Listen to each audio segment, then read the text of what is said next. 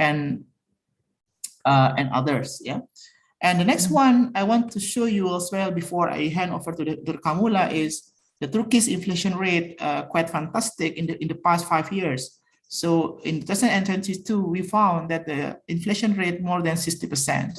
Yeah, so very tremendous, significant rising. Yeah, and the Turkish lira also get depreciated against US dollars, and I think this is the worst in the last 5 years, more than 14.642 per US dollars. Yeah, and getting depreciated along of the last 5 years. And the Turkish government bond also rising in the past 5 years. It means that the risk in the financial sectors are quite rising, and then it gives the Turkish government give more compensation or premium to the bonds, yeah, by looking at the prospect of risk, yeah, in the economy. And also stock market also rising, so it's quite interesting in the mid of the inflation rate, but the Turkish stock market is robust, yeah, is strong. Yeah, it means that the trend is rising here. And the last one is I noticed some interesting also here when we look at the Turkey GDP growth. Last year the Turkish recorded 11% growth. Yeah, so this was quite fantastic. Last year, yeah, 11%. But in 2022, I noticed just now that decreased to maybe around 3% in the mid of right now in current situations. So these brief situations also give the balance of trade of the Turkish negative. Yeah. In the last 5 years, yeah, the Turkish balance of trade, export minus import, is quite negative, meaning that the import is more than the export. And the last one is, what's the best policy to restore Turkish future growth? Yeah, this is the discussion that perhaps Dr. Kamola will touch upon, whether the government should raise interest rate, yeah, converted international payment with other currency, or maybe domestic incentive for money and investment. So I guess this is just initial discussions, Doctor. I'm sorry, I'm not going to replace your points, but just the brief overview to the audiences here that maybe have different backgrounds. And I guess Dr. Kamola know best about the real condition in the Turkish economy right now. What is the source of the inflations, and what should the best policy by the governments taken in the mid of the rising inflation rate? I guess without further ado, I'd like to hand over the forum to my honorable guest, Dr. Kamola Bayram. Time is yours, doctor. You have whatever you need, maybe 30 minutes or 45 minutes, up to you. But it will be better if we have more Q&A sessions. Okay. We will stop, inshallah, around 4 p.m. Indonesian time. 4 p.m. Indonesian time. Time is yours, doctor, please. Okay. Assalamu alaikum wa rahmatullahi wa barakatuhu. Ramadan Kareem for everyone in Indonesia. It is right now 10:50 a.m. in Turkey, Konya, and I guess in Jakarta it is almost 3 p.m. Am I right? 2:50, yeah. 2:50, almost 3 p.m. You are closer to iftar compared to us. Well, Dr. Dimas, thank you very much for your introduction and for the slides you shared. Before I start, our audience are students or third-year students, right, in University of Muhammadiyah Yogyakarta, and you already take a lot of courses in economics, so it will be easier for us to discuss the reasons of inflation, because the picture which Dr. Dimas showed right now is something like, I came to the doctors and I got my receipt or the I was investigated and I was diagnosed with something. For example, I have a headache. It's same with economy. I might have a headache. My friend might have a headache. You might have a headache. But the reason, even so, the result is same. Like all of us, like 3 or 4 people, we are having headache. But when you investigate, the reason laying behind this headache will be totally different. It's same with economy. We might see many countries which have even same rate of inflation, almost same rate of inflation. But when you look at the reasons, the causes triggering this inflation, you will find totally different scenarios. So that's why we have to look into the mechanism, into the triggers, into the ecosystem of that country to understand why it is so. So today, that is what I want to do. And if you let me to share my slides, I will start sharing. Dr. Dimas. Yes, please, doctor. Yeah, yeah, now I can share.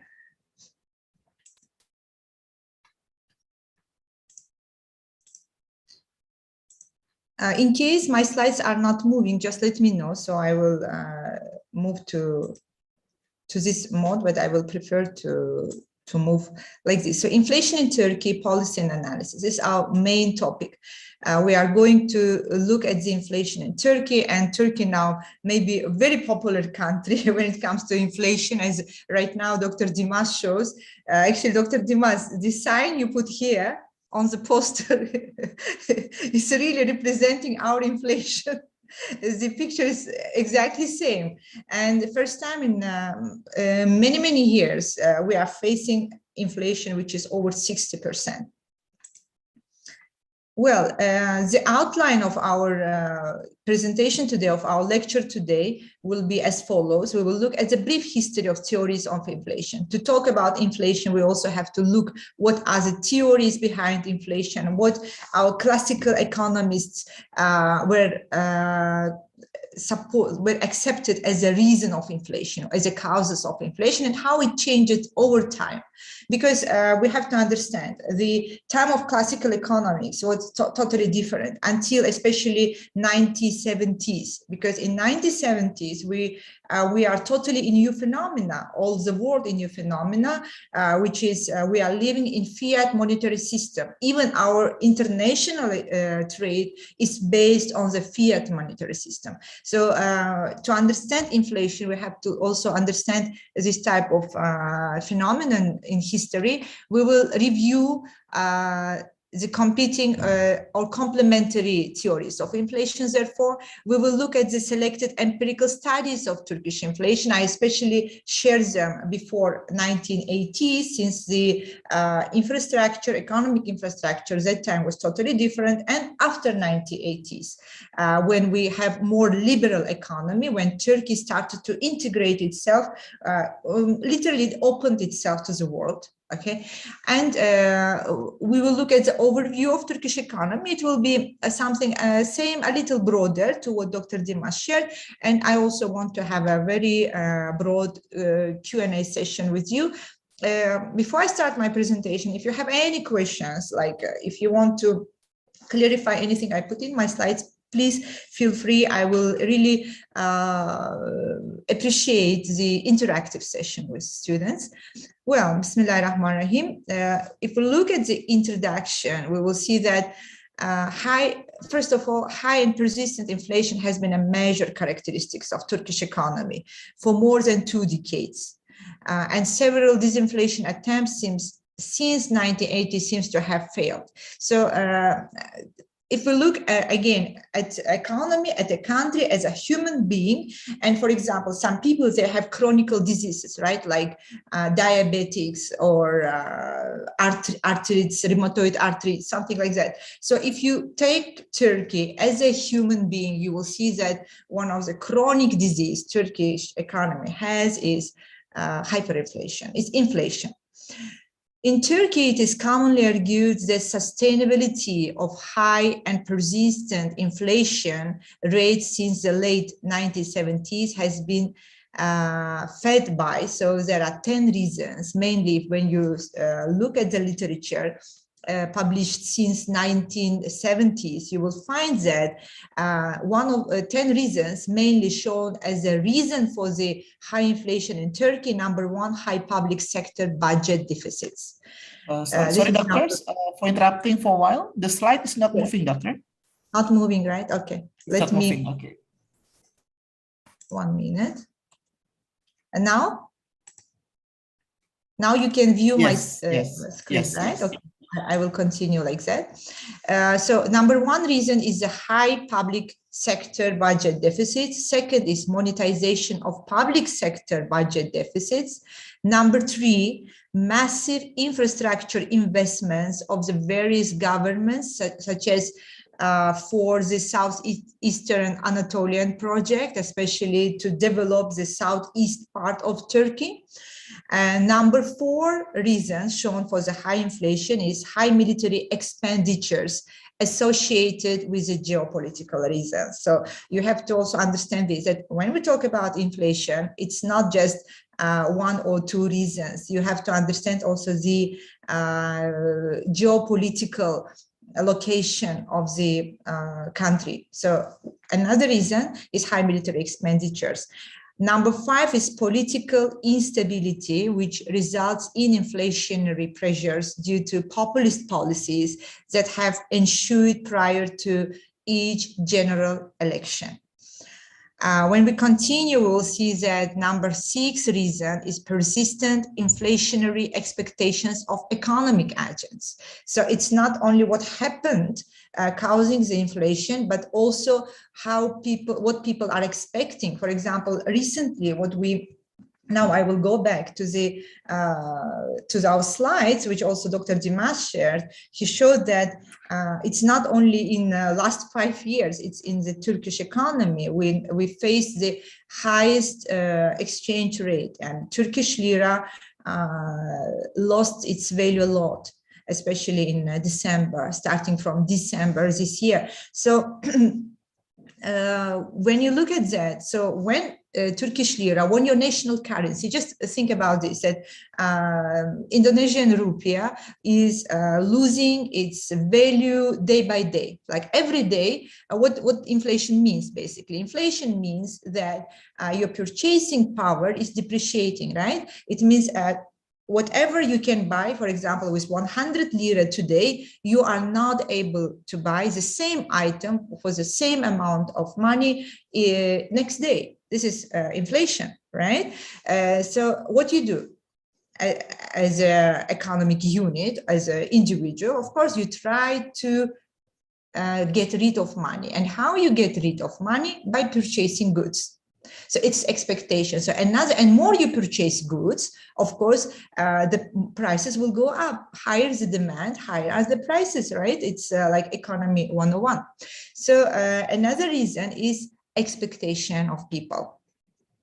Then we have occasional increases in world prices of major imported inputs. This is another reason, like what we are facing today with a Ukrainian crisis, Russia-Ukrainian crisis, and the rise of natural gas prices, which are major input in Turkish economy.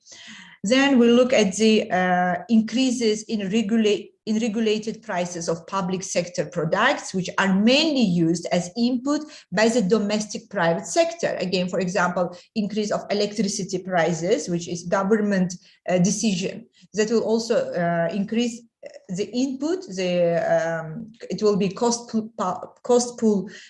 push inflation, and will of course reflect on the prices of final goods. And last one is the rising interest rates resulting from the crowding out effect of public sector borrowing in a shallow domestic capital market. So these are 10 reasons. However, it is very much possible to condense this into smaller number of determinants.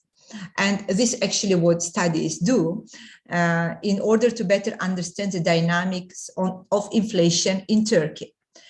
So when we look at the brief history of inflation theories in general, we will see, first of all, let us look at the definition of inflation.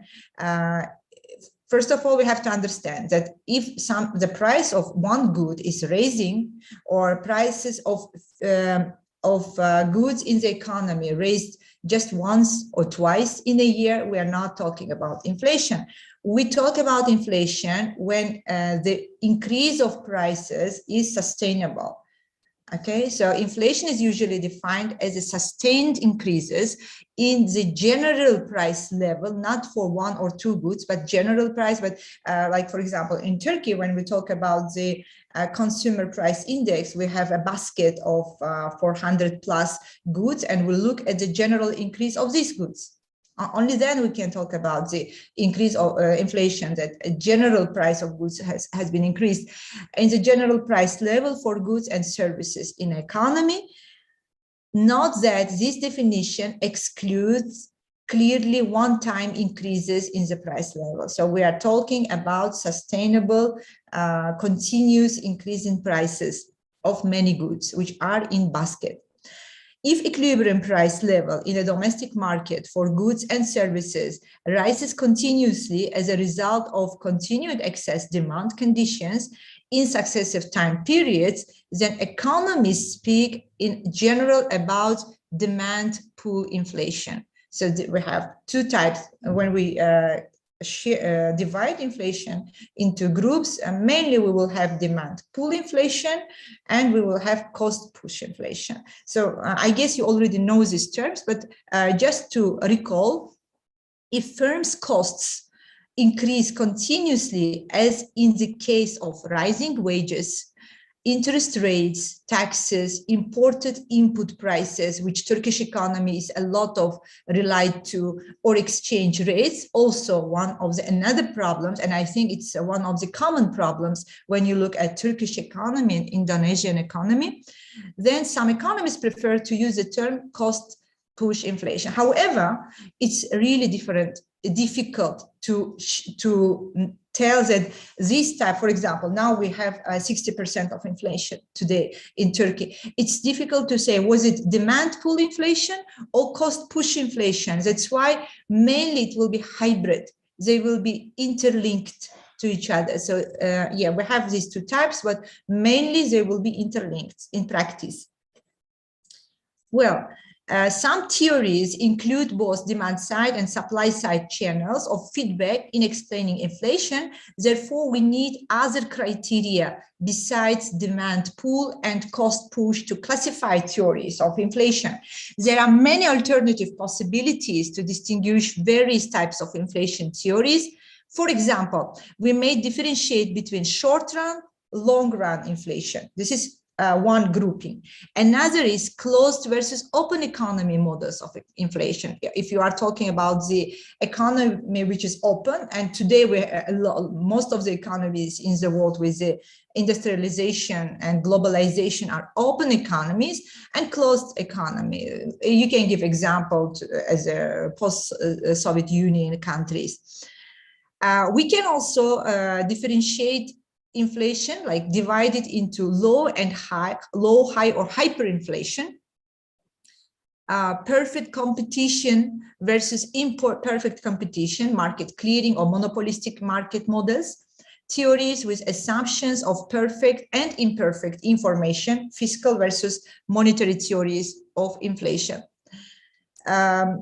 Now, when we look at the monetary versus Keynesian inflation theories, first of all, we have to see that classical economists such as David Hume, Adam Smith, David Ricardo, and John Stuart Mill, and neoclassical economists such as Leon Wallace, Alfred Marshall, and Arthur Pigot, all used mainly the so-called quantity theory of money, or shortly QTM. To explain inflation. In its transactions versions, the QTM states that the value of all sales of goods must necessarily equal the value of all purchases. So in this case, you are not going to have inflation. But if the equilibrium changes, you will face some other, the result. Actually, when you look at inflation, it's also classified as a beginning stage of crisis. Normally, when we classify crisis, we have inflation as a number one.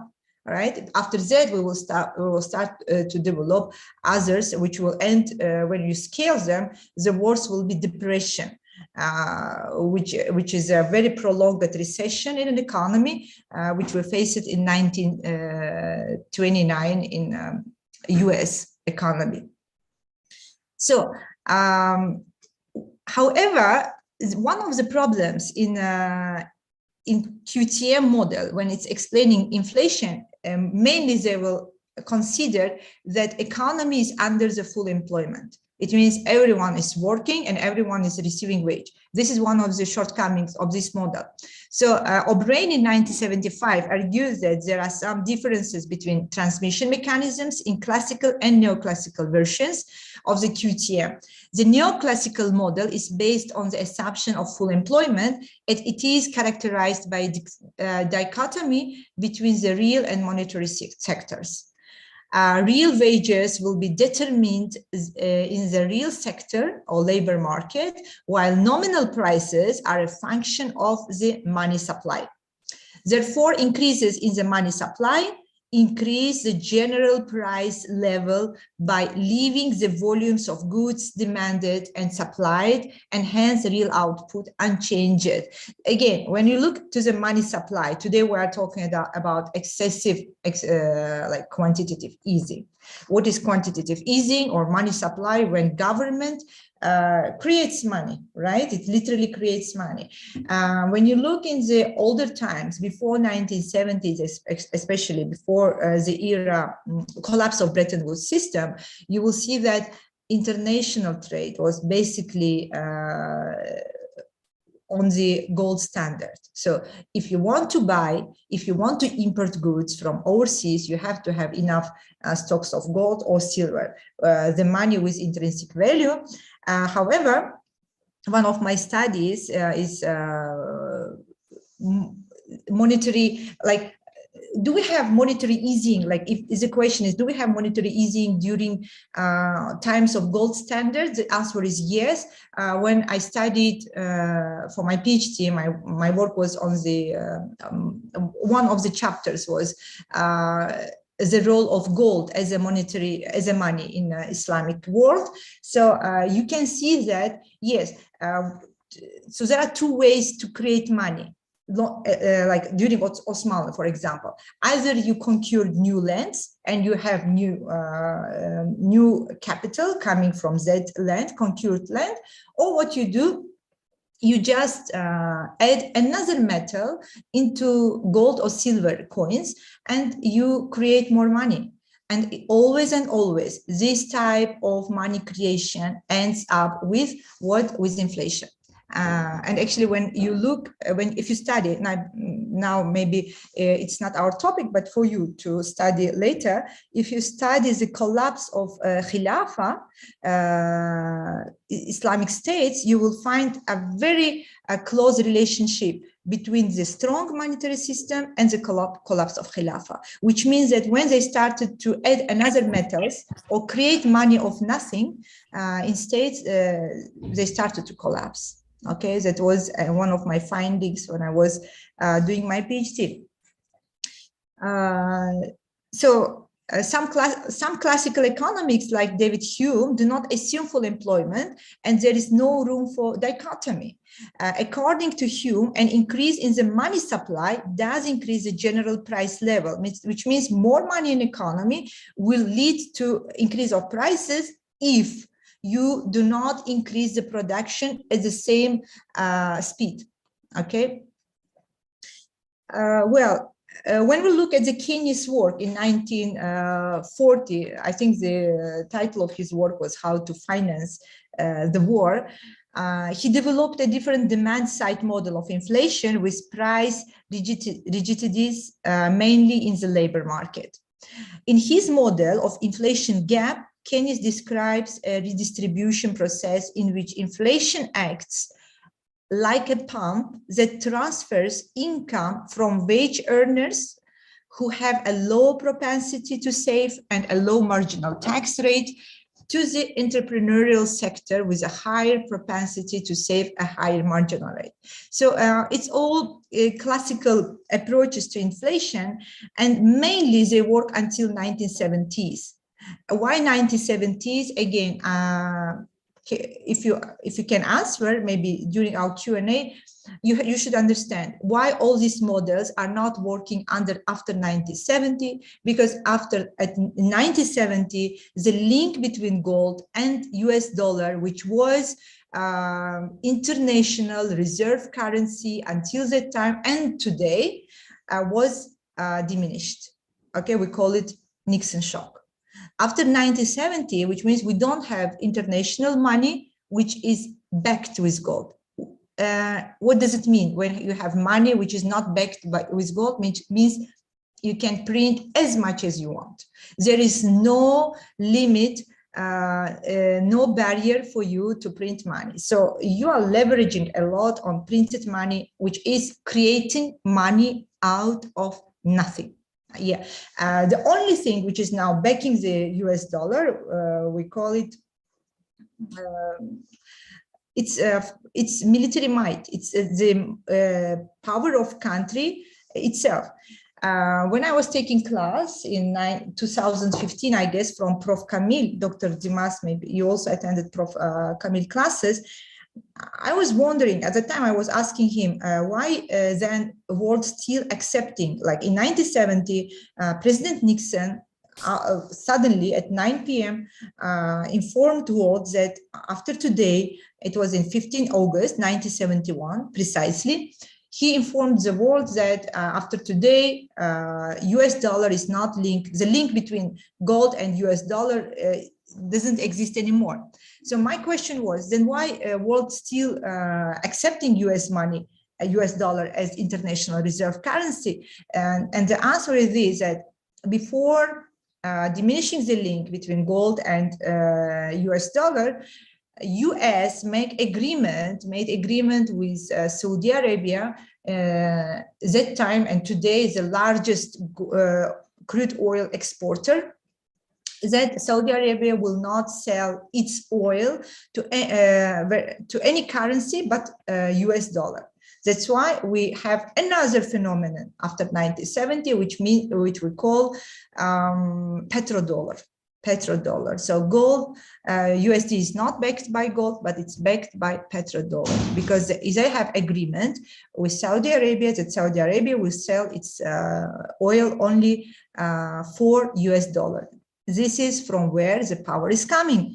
And since all other countries which are under the industrial revolutions, they need oil, so the equation is same. That's why when all these models of neo-Keynesian models worked until 1970s. Well, maybe I will skip monetary structuralist debate of demand pull, cost push. I will move to, because it's really difficult to differentiate. It's difficult to say like something happening in economy, prices are going up. You cannot tell it is demand pull or cost push inflation. They are mostly interlinked. That's why we will not go here. Let us look at the empirical evidences. Yes, you read a lot of articles, you watch a lot of maybe programs, especially Turkish economy today, because of its very high inflation is very popular. But let us look at the empirical studies, at the studies conducted by the academicians. So again, we will divide all this economic structure, Turkish economic structure before 1980 and after 1980. Why we are dividing? Why we are doing so? Because before 1980s, Turkey was comparatively closed economy. After 1980s, the liberalization started when Turkey started to open itself outside. Okay, and now you will see what type of changes we have. So Turkey experienced a short period of high inflation in the second half of 1950s, but the history of today's high and persistent inflation goes back to the first half of the 1970s. See, again, it's same time when the link between gold and USD was diminished, and it resulted in high hyping the prices of oil. The very big problem was that prices of oil increased. And when you look back to the Turkish economy at that time, Turkey was one of the industrialized countries. We produce a lot. And governments were borrowing also a lot. And when you are borrowing on foreign exchange, mainly on USD. At that time, we don't have euro yet, right? And it means that you have to repay also in USD. Since you are a country which is producing a lot, you trust your production. So for example, I have an income and I am borrowing money from you with the trust that I will get that money in future year and I will repay you. However, the oil crisis changed everything. The oil crisis, the increase in oil prices, which is one main input in Turkish industry, it changed everything. The acceleration of inflation after 1953 is explained by the fact that the money supply started to grow faster than real output. This is another problem. While the decade of the 1970s is characterized by both the frequent devaluations of the Turkish lira and the stagflationary effects of two major oil price shocks in 1973 and in 1978. So when you look here, you will see that when Turkey was comparatively closed market until year of 1971, the inflation rate excluding this time was at low levels. However, starting from 71, we can see that inflation, hyperinflation become a chronic. There is no year, okay, 78 is the time of oil price, oil shock. However, after that, in 1981, 1991, 1993, and onwards, we always have very high double-digit inflation in Turkey. Accused 1973, it was the first study ever conducted on inflation's dynamics in Turkey. Accused 1973. Before that, we don't have empirical studies, academic. So Accused 1973 studied the cause of dynamics of inflation in Turkey for the years from 1950 to 1968 period.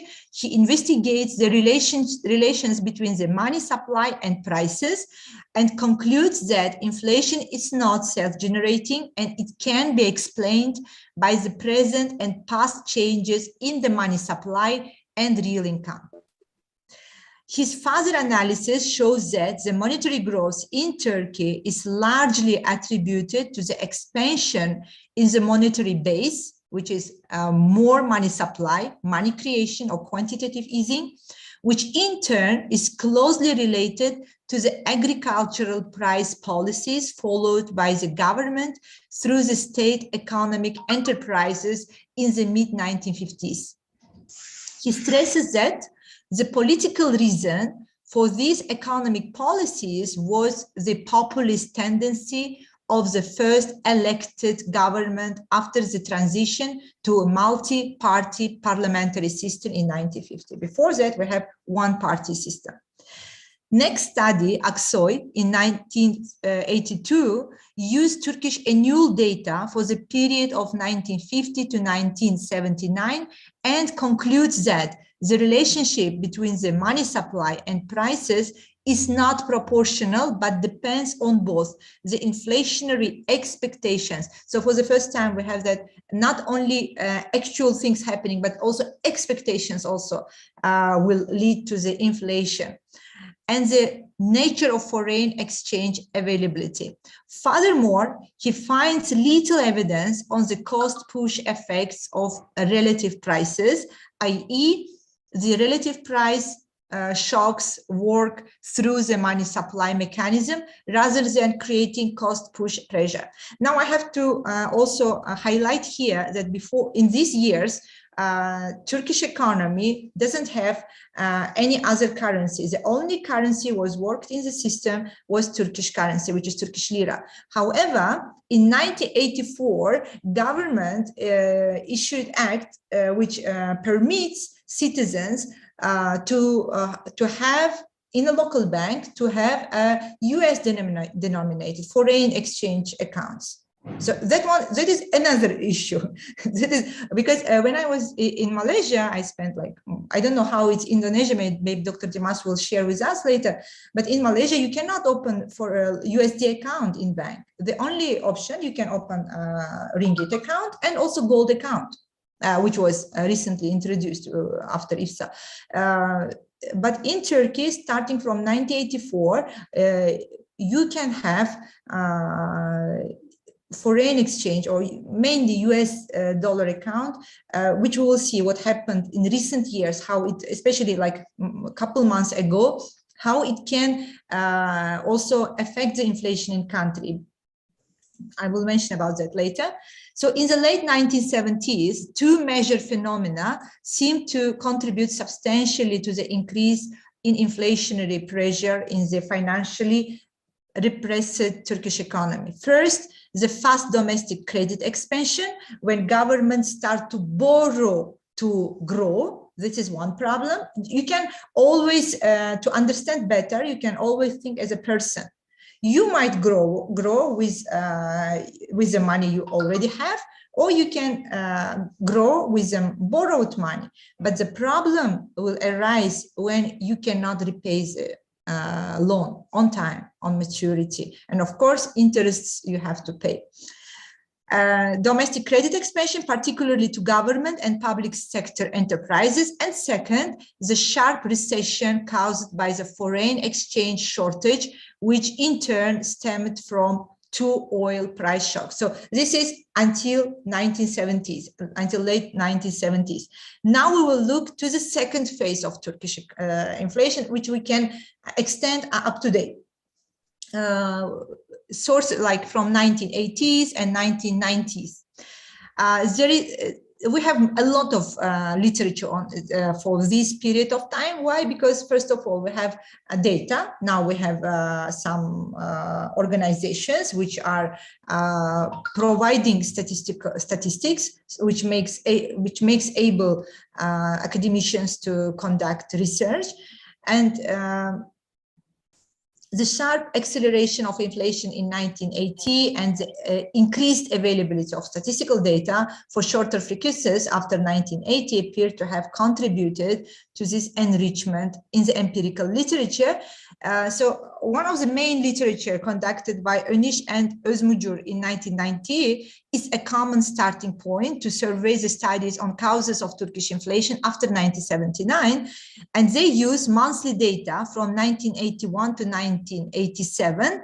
Öniş and Özmucur explore inflationary dynamics in Turkey. The authors reject a pure monetary explanation of inflation based on a vector autoregressive analysis and a simultaneous equation model. They find that devaluations of the Turkish lira have a strong impact on domestic inflation. This is one different finding, which we cannot find before that, devaluation of Turkish lira. And one of the reasons of this devaluation was, of course, that Turkish citizens were able to start to open foreign exchange accounts in local banks. While supply side factors seems to have in general significant effect on inflation, Yildan 1993 analyzes the political economy of inflation and disinflation in Turkey by focusing particularly on distributional and structural aspects. His findings show that public sector expenditures act as an important and strong source of demand pull inflation in Turkey. Yildan refers to devolutionist exchange rate policy as a major source of imported inflation due to the import-dependent character of the Turkish industry. To highlight the Turkish industries highly depends on the energy, imported energy. We have some sources, but which are not enough for the country, so we're highly dependent on crude oil, and also on natural gas. And you know that unlike Indonesia, Turkey has a very harsh winters, which needs heating. And heating is mainly, like in old times, people were having, were using woods to heat houses. But today we are mainly dependent on natural gas, which is imported as well. So this is also another factor, especially in winter, we will see higher inflation rates compared to summer. So it's also increasing prices, depends on the increase of heating. We have to remember this as well. Yes, now about currency substitution, which I mentioned earlier, in 1984, domestic citizens were allowed to open foreign exchange deposit accounts in Turkish banks. The subsequent increase in foreign exchange deposit accounts to money supply ratio after 1984 may be interpreted as a gross indicator of rising currency substitution in Turkey. So to explain you, maybe you know the term of dollarization of economy. This is exactly when I talk about currency substitution, it's actually the same thing. So dollarization means that when in an economy, you have, yes, maybe prices are still indicated in Turkish Lira, but you have, like when you are giving loan to your friends or borrowing money, not from bank, but from your relatives, basically they will give you money, either lend you in gold or in USD. Mainly USD, because the price of Turkish Lira might depreciate, but the exchange rate, the USD, will keep its purchase power. See, this is another problem. So actually we have to think about that. Maybe Dr. Dimas, can you tell me, do you have, are you allowed to open foreign exchange deposits in Indonesian banks today? Yeah, we have in Indonesia the deposit in terms of dollars, doctor, here with a different percentage. Yeah, percentage of course will be much lower, much lower. Yeah, much lower. Yeah, but in dollar denominations. Yes, but still people prefer to stay in USD, and later I will mention what type of measures government took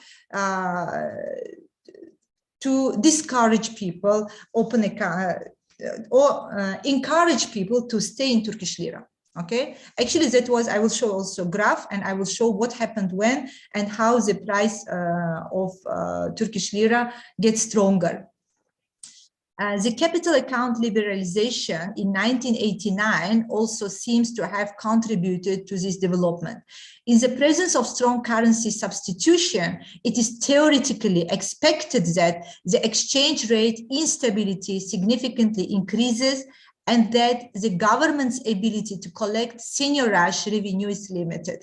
So seigniorage is basically the revenue which government is collecting from printing money, right? For example, you have Turkish Lira banknote, which is 100 Lira, which means it can purchase good for 100 Lira. However, the cost for the government to print that 100 Lira banknote, let's say just 10 cents. So the rest is seigniorage. The rest is basically the profit for the government, right? So currency substitution, which may create inflationary effects by reducing the seigniorage revenue of the government, is closely related to the credibility of economic policies or inflation expectations. If, for example, economic agents perceive that the government will pursue a lax fiscal policy, then they flee from domestic currency to avoid future inflation tax. In this case, both the money demand and the exchange rate become unstable. Actually, this is what we are facing today, right? Whenever you are introducing policies, when people feel that something happening and Turkish Lira is going to lose its purchasing power, they have two choices. Either they will buy goods with that money, or they will hold their money in substitute currency, which is USD. But in any way, they will try to get rid of Turkish Lira they have. The effects of currency substitution on exchange rate instability and seigniorage maximizing rate of inflation in Turkey are empirically investigated by the following academicians. And one of them reports that the share of foreign currency holdings in liquid assets as cash, I mean in their saving accounts, exhibits a strong and stable relationship with exchange rate fluctuations. And actually, it's increasing the demand for USD in economy. Furthermore, he finds that the relationship between the inflation rate and currency substitution is statistically insignificant. Okay. Selçuk, 2001, on the other hand, concludes that as long as there is some degree of currency substitution in the economy, the Turkish government cannot collect more seigniorage revenue to finance budget deficits by simply setting the growth rate of monetary base at a higher level. So it means that as a government, you can print money, you can go for the quantitative easing, however, you will not get the expected effect. Well, now I'm shifting to the Turkey, just to give you in a glance. I will maybe add a little bit to what Dr. Dimas shared at the beginning of the class. The economy of Turkey is an emerging market economy. As defined by IMF, Turkey is defined by economists and political scientists as one of the world's new industrialized countries. With a population of 83.4 million as of 2021, Turkey has the world's 20th largest nominal GDP, gross domestic product, and 11th largest GDP by purchasing power parity. The country is among the world's leading producers of agricultural products, textiles, motor vehicles, transportation equipment, construction materials, consumer electronic and home appliances. To add to this, I will also share with you that Turkey is also one of the leading countries in tourism sector, which is service production. The one problem of Turkey is high inflation or chronic inflation. So as I mentioned, Turkey is major touristic hotspot. When you look at the ranking, global ranking, Turkey comes number 6. In 2019, it attracted 52 million tourists all over the world. Of course, main tourists are coming here. We can divide into summer tourism, because summer is time when Turkey actually is expecting like stronger lira due to foreign exchange coming into country. We are tourists, because tourists coming here, they are spending money, which is very good for economy. So normally summer is more stable in Turkey, mainly due to tourism,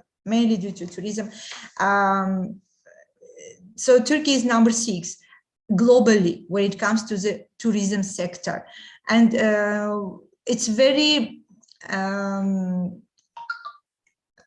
how to say, affordable for European tourists as well as for Russian tourists, which constitute, like Russian, Ukrainian tourists constitute a big part of the tourists coming in summer. So Turkey is comparatively affordable country. It has a lot of historical places to visit, as well as very good summer tourism.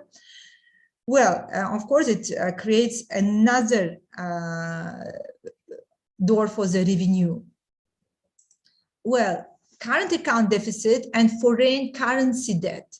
A long-standing characteristics of Turkish economy is a low savings rate. Current account deficit, which was 33.1 billion in 2016, 47.3 billion in 2017, and it's still getting higher and higher. We face some current account deficit going down after 2004, but again, recent years we start to experience increase in current account deficit. The economy has relied on capital inflows to fund private sector excess, with Turkish banks and big firms borrowing heavily, often in foreign currency. This is one another problem in Turkey. When you are borrowing foreign currency and your domestic currency is depreciating in value, which makes it very difficult to repay. Under these conditions, Turkey must find approximately 200 billion USD a year to fund its wide current account deficit and maturing debt. Here you can see the government's debt to GDP. We see that after 2004, actually we start to see the depreciation, the decrease in the debt to GDP ratio. 2008, yes, we faced increase due to global financial crisis, where all the world was under the recession. But after that, again, we see the lowest value in 2016, but after that, again, we see the gradual increase in government debt to GDP ratio. Well, now this is a very interesting table, graph, USD Turkish Lira graph for the last 5 years data. You see that in 2002, this is exactly end of 2021, beginning of 2022. This is what we have experienced this year, starting from November, December. In December, as you see, the price of US dollar was increasing almost daily. So you can ask what happened that suddenly, it should be 18 December, suddenly the price went down. As I mentioned, it's very much important to understand, like when you have headache, it's very much important to understand what is the reason of this headache. So the increase of USD rate started, we can say that, like Dr. Dimas also mentioned in his, one of his question was how to how to cure inflation. What should we do? Is it we should increase inflation, interest rates? Actually, what happened here was that inflation was going up. However, the interest, our central bank kept to reduce interest rates. Okay, central bank kept to reduce interest rates, and we faced the changes in central bank, like the governance of central banks were changed. And it was actually a very interesting time in history, in Turkish economic history, when people start, for the whole history of Turkey, the amount of deposits, of savings in foreign currency, in USD, reached its peak to the highest. So we started to talk about dollarization. Basically, people start to shift from Turkish Lira savings to USD savings, US dollar savings. Okay, so up to here, it was the peak. And even my students, interestingly, who have a little bit saving, even them, they start to buy USD, because they can see that if you have USD, every day you are getting richer, richer and richer, especially starting from November 2021 until the mid of December 2021. However, in one day, our government announced a new instrument, a very new instrument, which is called kur korumalı. In Turkish, it's called kur korumalı dolar hesabı, which means that it is a USD, it is a Turkish Lira account, which is, how to say, insured against US dollar increase, for example, and at the same time pays you interest if your money is deposited into the conventional bank, or profit if your money is deposited into Islamic bank, which we call participation bank. So how it happens? For example, you have 10,000 USD today. Okay, you have 10,000 USD today. Basically, as government encouraged people to sell their USD to move from USD saving account to Turkish Lira account. How? So, for example, again, you have 10,000 USD in your savings. If you change today, exchange your USD into Turkish Lira with a rate, let's say, that time it was 17 Lira per USD, and you move to, and you should stay minimum 90 days into this new instrument, and you will stay 90 days in this account. So in the day, like you have 10,000 USD, and when it's a maturity of your account, of your saving account, and you find out that the interest rate given by the bank is lower compared to the USD exchange rate. So it means if you stay in USD, you will be more profitable compared if you move to Turkish Lira. So interest paid on Turkish Lira account is lower than if you stay in USD account. So the government will pay you the difference.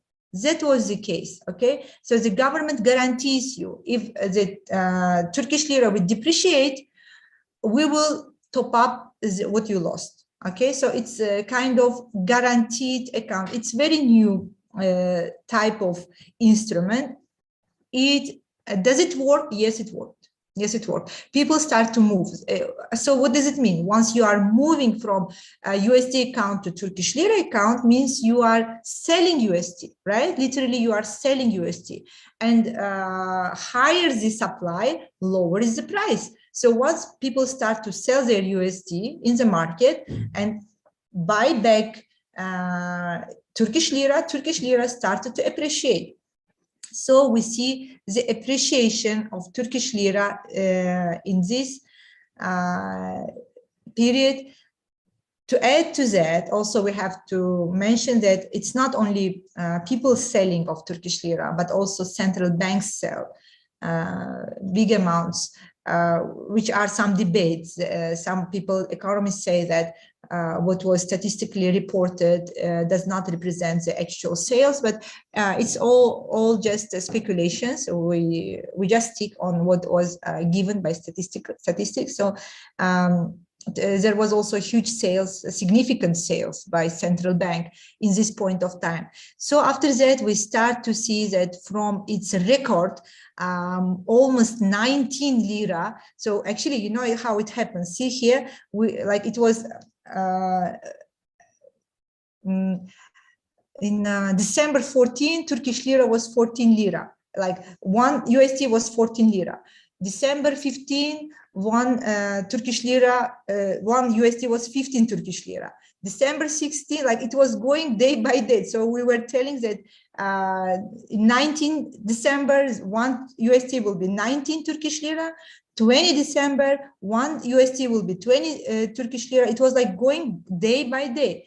So in 18 or 19 December, the government took measure, and then we see again the appreciation of Turkish Lira. And today we came to the equilibrium of 14.5, 14.6 Turkish Lira per USD exchange rate. Of course, it's much higher to what we used to have last year.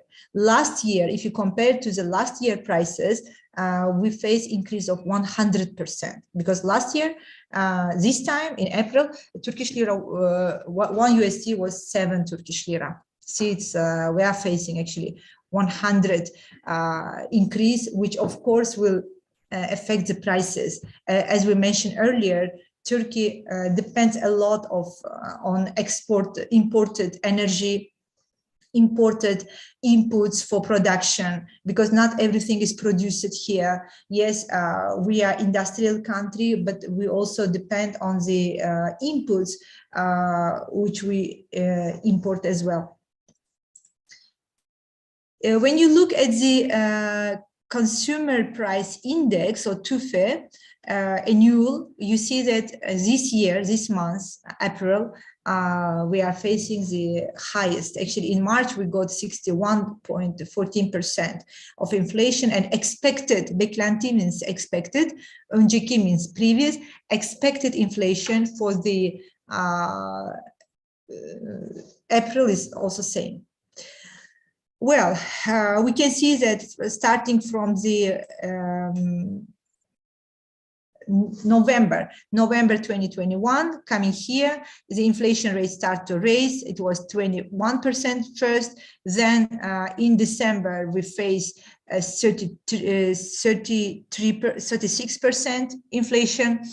In January, 48.69%. In February, 54.44%.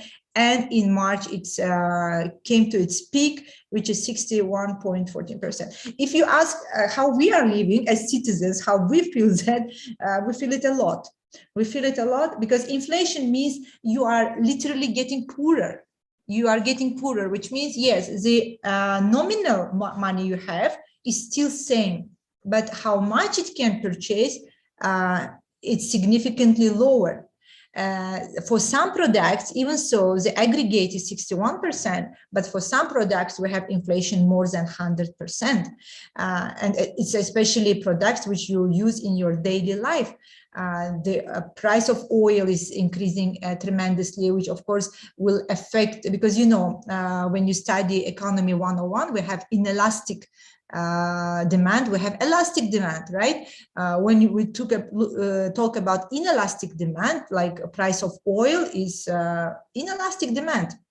Why? Because whatever the price, we will buy it because we have to commute. Natural gas, it's also inelastic demand. The demand for natural gas is inelastic. Why? Because it doesn't matter what is the price of natural gas, I need it for heating, I need it for cooking. It's darura, like you are Islamic finance students. So when we look at the stages of hajia, of necessity in Islamic finance, we have basic one, which is zarura, we have hajia, and we have tahsiniya. So what I'm talking about here is everything at the level of zarura, not even hajia, zarura. So when we talk about zarura, everything you are spending, expenditure on the zarura is inelastic, right? So whatever the price, we have to buy it to continue our life.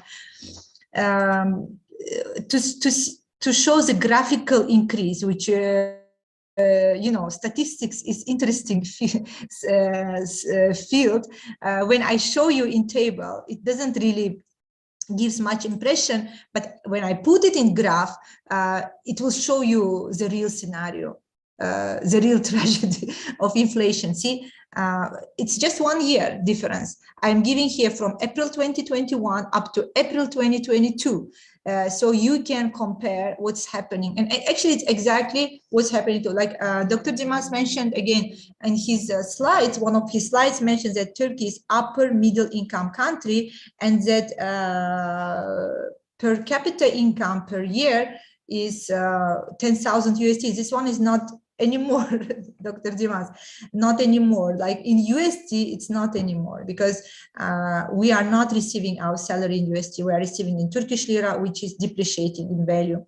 So this is all from me. Now we are opening for Q&A, and please, if you have anything, please, we can refer to the slide and we can discuss further. Okay. Thank you very much. Okay, thank you, Dr. Kamola, for your enlightening presentations. By the way, so we are enlightened with your presentations about the theoretical parts and also the historical part. In the last one, you saw about the real facts of the current Turkish economy. And by the way, before I given to the participant here, I just want to show you, doctors, about my personal clarifications about one issue that come into our mind is why your presidents, by the way, is seems to be reluctant to increase the interest rate. Yeah. So this is the issue that may be quite in contrast with the theoretical underpinnings. Yeah. In the midst of the inflations, the government should increase the interest rate. So in my humble understanding, I saw you in the slide in the screen. This is the business cycles, by the way, and this business cycle actually shows the leveraging and the deleveraging processes. Perhaps in your president understanding that even though the inflation rate get rising at the moments, perhaps he perceived perhaps the condition of the economy is still in the left-hand side. So in the middle, in these conditions, yeah. So in this condition, it means that the economy is overheating, or the economy in the mid of increasing, yeah, or maybe growing at the moment. So therefore, in these conditions, until it reaches the optimal here, the turning around here, so the inflation went to very high. So he does not worry on that, yeah, because the economy is one, yeah. But the question remains is to what extent the policy will be given.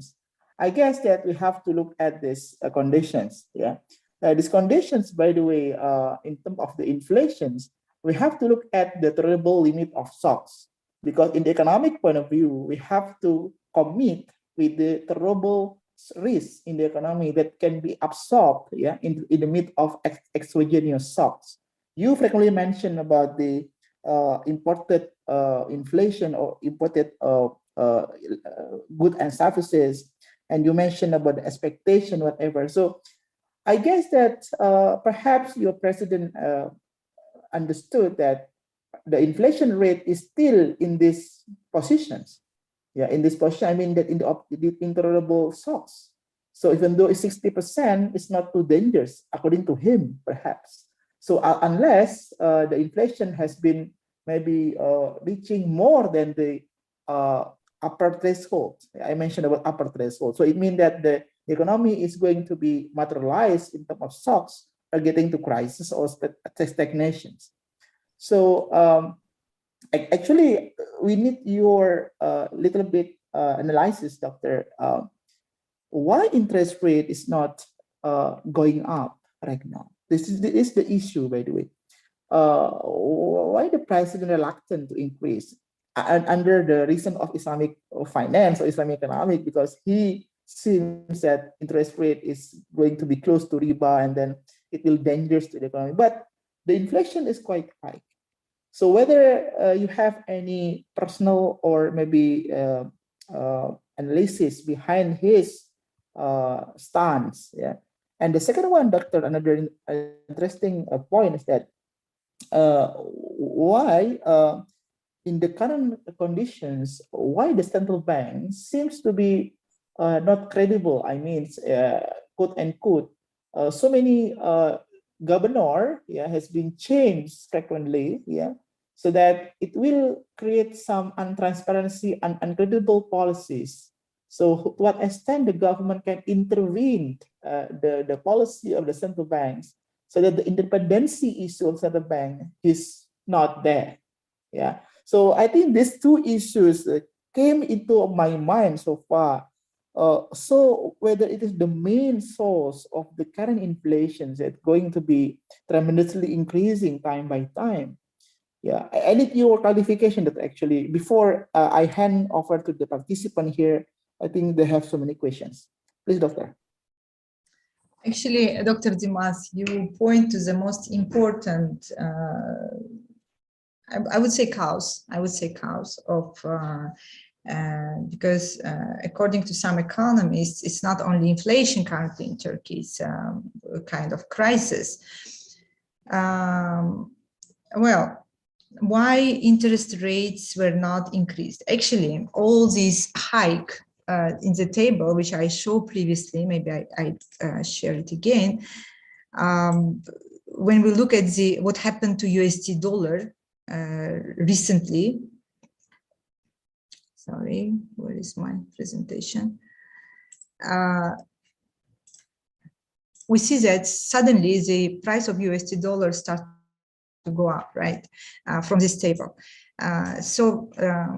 Actually, there is one reason behind that, despite of inflation, despite of current inflation, the central bank, even so, according to all economics books, you cannot decrease inflation rates, I mean interest rates in this situation, which will only lead to which will just worsen the situation. Our central bank kept decreasing interest rates, and the reason was, okay, it's kind of, you know, like there is no one reason. It's a chain. It's a chain of reasons. It's like domino effect. Like one thing triggered another and another. You know that Turkey is very much into supporting Islamic finance. Yeah, it is a good side. It is a definitely good side. We have aim to reach 15% of share of Islamic banks among the whole banking system by the year 2023. It was reviewed until 2025, but we are going there, yes. And our president actually is, he had a view that everything happened in the world, all bad is due to riba, which is interest. And if we reduce interest, so in economy, we will start to do better. And he mentioned a lot in his talks that it is not, it is what's taught to us in Quran and Sunnah. We should be against inflation. And he said, anyone, I'm quoting him, he said that anyone who stands for interest rate cannot, will be my enemy, something like that, like roughly speaking. But and on other side, we have to also understand the monetary world we are living in. You know, yes, what he says right, but the problem was timing. It's my personal view. I'm totally with him about, yes, interest rates shouldn't be there. Even we wish it will be zero. However, we are living in a monetary world where money itself is interest-based money, right? When it comes to your second question, what do you think about what happened to central bank? We can say yes. Unfortunately, in Turkey, we are not. We can say that you are right that central banks they are not independent, because when the governor refused to lower interest rates, and he already mentioned the reasons what will happen, he was fired, and not only one, few governors were fired. So it's, as I told you, it's domino effect. You know, it's like there is one thing, the second thing is domino effect, and all these brought us up to this point where we have to create this new instrument. Actually, if we keep same, not even decreasing, but not increasing, not decreasing interest rates, but if we keep same interest rates here somewhere, we will not have this problem. So it was, of course, Turkish people were very much against this. Even they divided into two. Some were saying that, yes, there should be zero interest rate, but you should understand that we are living in the world. You cannot, we wish that as a Muslims, we understand the causes, the evil of riba. However, at the same time, we should, it's like, you know, for me as economists, it was for me, it was very challenging time, because I was like watching and wondering. If you ask my personal position, I was in USD. I put all my savings in USD because, and I'm not a person who plays much, but just for example, I bought a house in like this August, past August. It was 400 1,000 lira. Today, the same house is, the selling price is above 1 million. Oh. So see, for housing, because, and they say that the price will also increase. So when, for housing only, because when you look at housing, all the input material, it's coming, it's imported, most of it's imported, like iron, it's like, there is logistic, which you have to bring logistic costs. At the same time, there are additional now phenomenon which happened in Ukraine and Russia, and we have flee of Ukrainian and Russian people who are buying property in Turkey, which is also another demand pool type of inflation. So see, like in Turkey, to say you cannot just show at one, show one reason, but what happened in past with interest rates, it was a very, very unfortunate times. Okay. I would summarize it like that. Okay, doctor. Thank you for your humble response. Also, it shows also Turkey in because Islamic finance. Sometimes we should be careful, because when I read foreign media, they show that it's all because of Islamic finance. Because president is favoring Islamic finance, it's all what's happening because of Islam. It's not true, because Islamic finance, we have concept of zarura, and in Islam, basically, we never damage something, right? We go gradually. We go gradually. We never take very extreme measures. Yeah. Okay. Okay, doctor. Thank you very much for your that's my answer. Response. Yeah. Okay, doctor. So we have here in chat box, we have 3 questions. Up to you, doctors, with one that you going to pick up the questions. So we have 3 questions from Brother Barik, from Brother Tofan here, and also from Sister Marcia. So they asking you, the first is about the hyperinflations. Yeah. What should be the government's policy? I think you have discussed just now. Or you can just answer all into one single answer, doctor, all questions.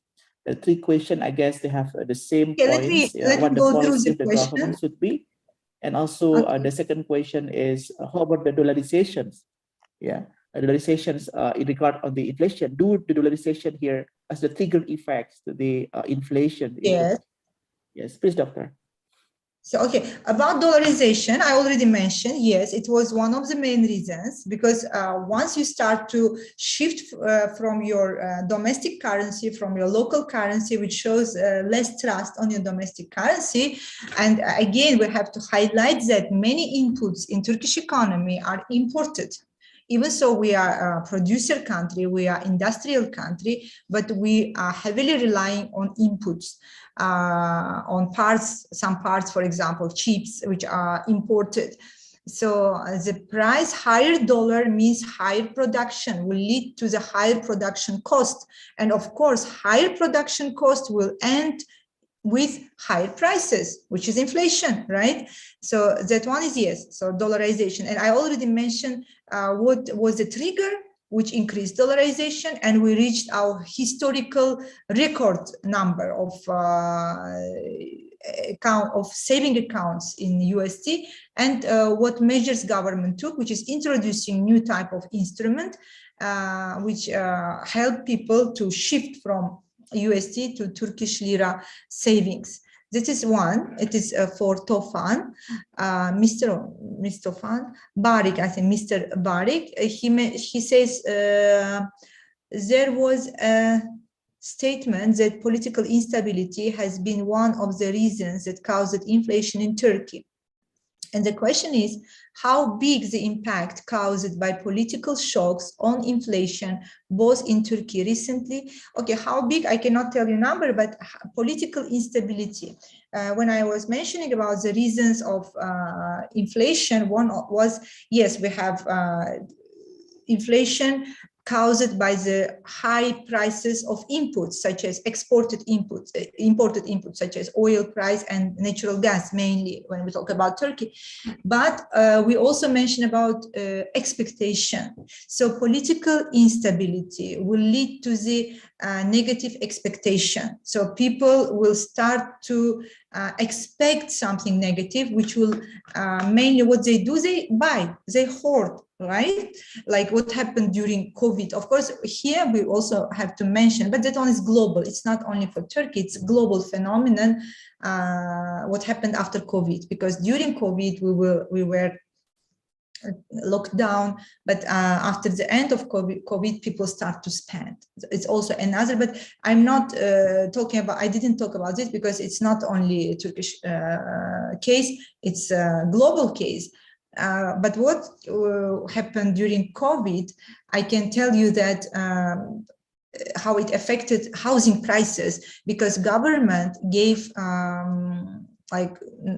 banks were giving housing loan, where you start to pay your installment after 12 months.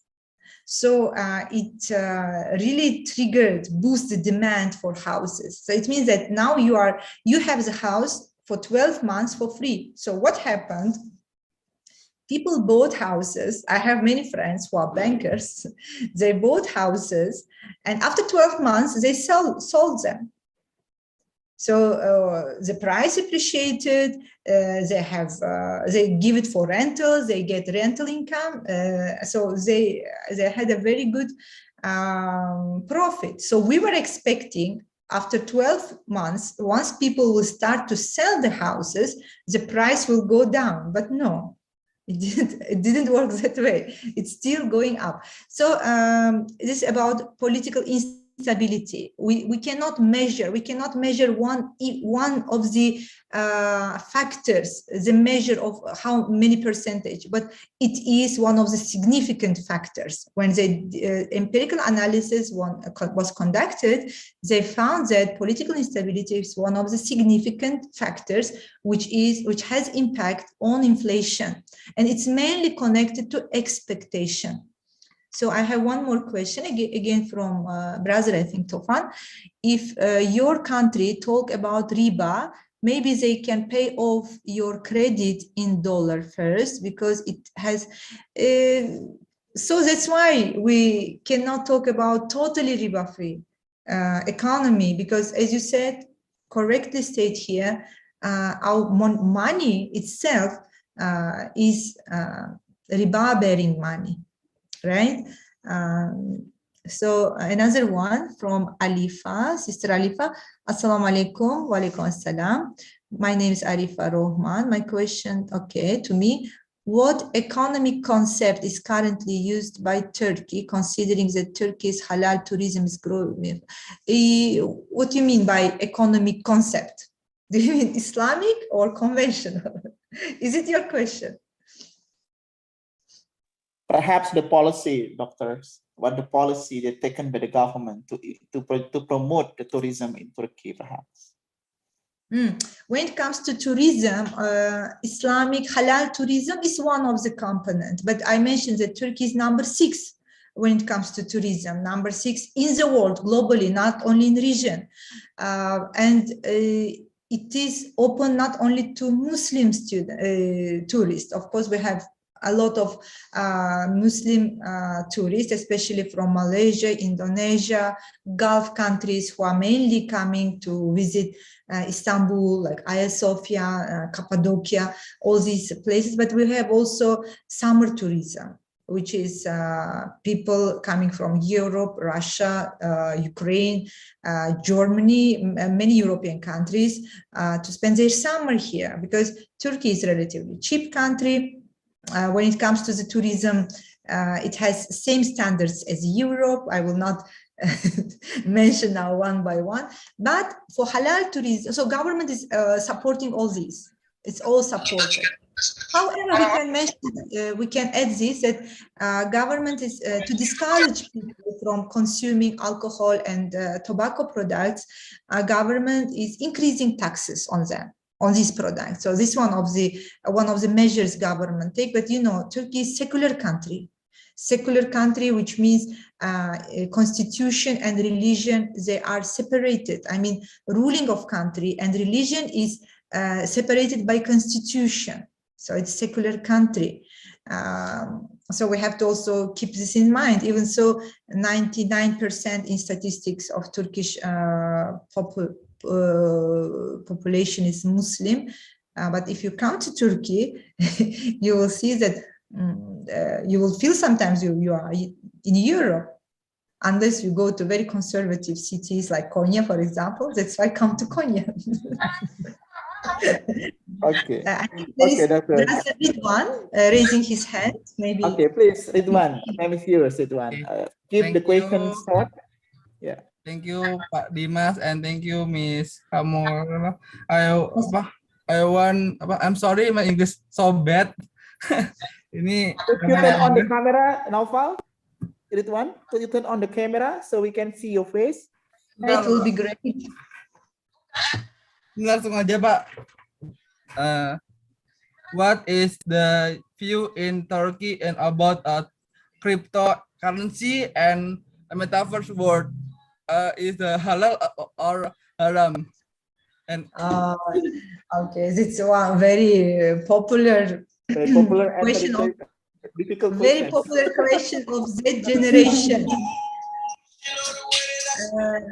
About the fatwa, how to say, like we don't have central fatwa on cryptocurrency. Again, Turkey is a secular country, and the percentage, like if you see the percentage of Islamic banks within the system is only 99%. 9, okay, 9 sembilan, right? Yeah, only sembilan. So it also shows how people are sensitive. So majority of people, they don't have this high sensitivity, but I will answer your question. When it comes to cryptocurrency, it is very popular, especially among younger generation. We cannot compare, for example, to Malaysia, because in general in Turkey, technology and this type of things are moving not very fast. For example, for me, I came here in 2019, I came back from Malaysia, and one of the main problems I was facing, we don't have Uber, we don't have Grab. You still have this conventional way of taxi. So things are a little bit slower. However, I can give you the individual fatwa of our scholars who are mainly consulting Islamic banks and other institutions. According to Hamdi Döndüren, who is one of the prominent Islamic finance scholars, especially in Islamic finance, according to him, cryptocurrency is not Sharia compliant due to its nature of very high fluctuation. So the price is fluctuating very high. This is Dr. Hamdi Döndüren's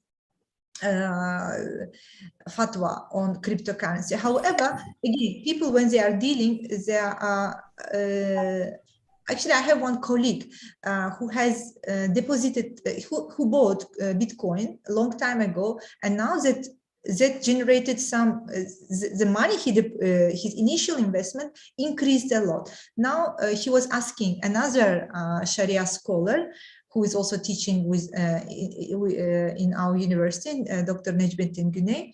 For example, he asked him if he can use the proceed from that investment to purchase house or something else. So the reply was no. He said that no, you cannot, unless, for example, you can donate that money. The only thing, you cannot use proceeds. So, which shows that a very negative approach of Sharia scholars towards the cryptocurrency. When it comes to metaverse, well, in which sense you're asking metaverse? Because metaverse is, again, it's like a word, it's like an instrument. It depends for what purpose you are using this instrument, right? For example, currently as Karatay University, we have a project to have a university without borders. For example, we will have this class wearing our metaverse glasses, and we will see each other. So we are working on that. So again, it's a technology metaverse, but what you are doing there inside that world is, of course, if you ask if you are accountable for what you are doing inside the world, so the answer I got up to date was yes, because it's not because you are choosing being there, right? Because you can do anything in this virtual reality. So it's your intention to be in that virtual reality, and whatever you are doing there, you are consuming alcohol or doing something which is haram in the real world, yes, you are accountable for that. This is a fatwa which I received. I'm not a Sharia scholar, but during our discussions with our prominent Sharia scholars, this is the answers I got, which I'm sharing with you. Okay, doctors. Now, hopefully your question has been answered by Dr. Kamola. If you feel that you are unsatisfied with the questions, with the answer, you can personally text her, yeah, yes. or we email her, yeah. No Of course. You can email me. Let me share my email address here. Yeah. Okay, dear participants, from the Dr. Kamola's presentation just now, we have some important messages that are coming into our mind in terms of the inflation in Turkey. The first that I can summarize, the first is about the inflation in Turkey is not coming from only demand side, but also the supply side. That means it means that they are interactive, is other, and simultaneously interact is other. And the second one is inflation is not self-generated. This is quite interesting.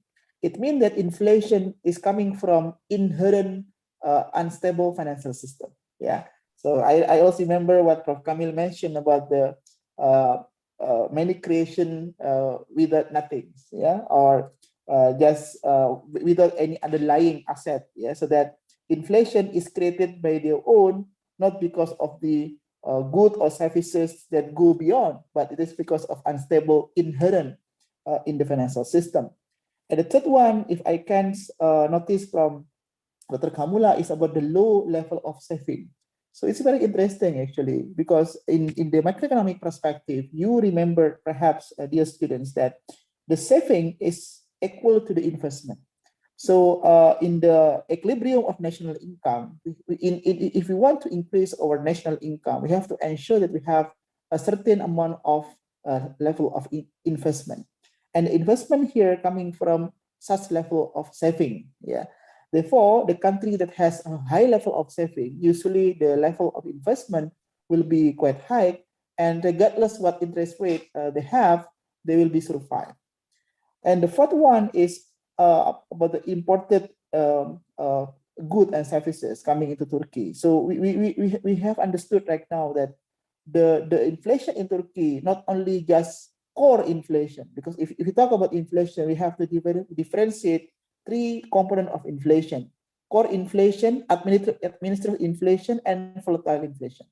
So the core inflation, because of unstable money supply and money demand, I guess in Turkey now going to be stable, because the government, as mentioned by Dr. Kamola, the government try to guarantee the deposit. So the government retain the deposited money from the citizen, not going out from Turkey, so that the level of lira is maintained. Yeah. But in terms of administered price here, that coming from oils, yeah, coming from imported goods, maybe it's not going very stable in the short term, because it is influenced by the exogenous factors. Yeah. And this is the fourth item that I can summarize from Dr. Kamola's presentation. And before we end of this, I please you to give a short predictions or maybe forecast. What would be as economists, perhaps doctors, because we see that the inflation is going to be very high, 60%. According to your self-observations and your experience, what would be the future of Turkey's economy, doctors? Going to be better off? Maybe the most difficult question. Yeah. Dr. Dimas, it's most difficult question to make prediction, especially given, geopolitical location like of Turkey, because currently, it depends on so many factors. Like fiscal policies is one thing, monetary policies is another thing, but external factors is one of the very big effects in Turkey. Like because to tell you what will happen, to predict what will happen, I should be able to predict when the war in Ukraine will finish, when it will finish, how it will finish, and will it go bigger? Because you know what Russia doing now, they even though the Russian ruble is not in the basket of international currencies, but they started to trade their natural gas for Russian ruble. So it's one of the, and you know that it is something which US will not just wait for without taking any action, because one of the major power US has today is their monetary system, because they have money which can, unlike our countries, so when we print money, when we go for the quantitative easing, when we want to have money supply, immediate result we are facing is inflation, right? But it's not true for US. Why? Because all the world, including Turkey, including Indonesia, all countries in the world, they are willing to, and they have to have some reserve in their central banks, which is US dollars. So it means you have a printer and your money is valid. Everyone is willing to have your money. So to predict, as I told you, we don't know where the Russian crisis will go, because currently our inflation also due to Russian crisis. I mean, Russia and Ukrainian crisis, because all our resources, inputs, which is natural gas, main inputs, natural gas and oil prices, they are going higher and higher day by day. So this is one factor. Second, about tourism. It depends how tourism will be good this summer. We were expecting, actually, all our expectations. See, in volatile world, it's very, in turbulence, it's very difficult to predict. Like winter, when all this happened with Turkish Lira's depreciation, we were expecting, we were predicting, not only me, I mean, all economists in Turkey, conventional Islamic, all they were predicting that with summer, because normally summer is time when things go normal. And we were expecting then starting from May, even April, when Russian tourists, Ukrainian tourists will start to come, because Russia is one of our main customers. When they will start to come to Turkey, our tourism, so will start to get better and USD will come to country. So we will start to do better. However, what happens in Russia today and in Ukraine today, we don't have tourists. We have people who are fleeing from that countries, and which, of course, increasing the prices of real estate, as I mentioned before. So, Dr. Dimas, for me, again, it depends on Russian crisis. It depends on oil prices. It depends on wheat. We are wheat exporter, by the way. Yes, this is one of our strongest points. And price of wheat is going up. That will, of course, have a positive impact on our economy. But if it's very difficult to predict. But okay. If you ask me how people dealing, how they are living, people are, interestingly, they're okay. Like, we don't have rallies on the streets that people are coming. No, they understand, because we should understand one thing also. There is a lot of negative views on our president's policies in the media. But we should understand one thing, that this is also triggered by some people who doesn't want Islam to get strong in this region, you know. So we cannot totally put blame on him, because what he did a lot for country. Like if you know Turkey before 2004, when Erdogan's party, like AK Party, came to the ruling, people cannot, maybe you hear a lot, people cannot wear hijab in universities.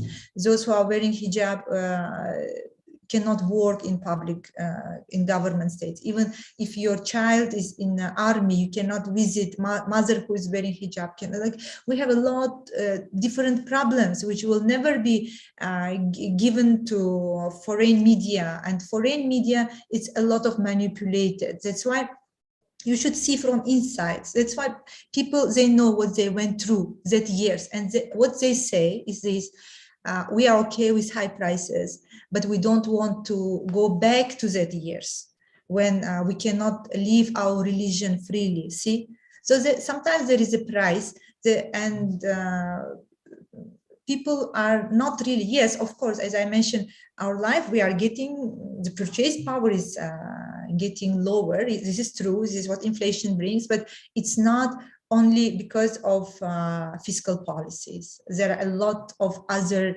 factors which are coming from outside of Turkey as well. So, like, inside, again, people are well, and especially when summer is coming, we have also seasonal inflation. When summer is coming, prices for food, especially, they are going down because we have a new harvest, and that makes us prices for consumption, especially food consumption, easier, cheaper. So that is also another thing. See, it's again balance. So. Okay, doctor. Okay, Dr. Kamola, So we hope, Dr. Dimas, that things will be better. Inshallah, we pray for that. Okay, thank you, doctors, for your enlightening presentations. Dear sisters and brothers of the participants, we are so glad and blessed to have Dr. Kamola today, that she give us some information about the Turkish economy, background, historical part, and also the policy response. And based on her observation that the Turkish economy right now is highly influenced, not because of the domestic only, but also because of the exogenous shocks that out of the control of the governments. Yeah, and right now the government have a strong belief that by decreasing the interest rate and by the commitment of the lowering the interest rate, the inflations, even though quite high, it doesn't quite seriously affect to the citizens, such as Dr. Kamola mentioned just now. The people moving on without any rally in the route and so forth.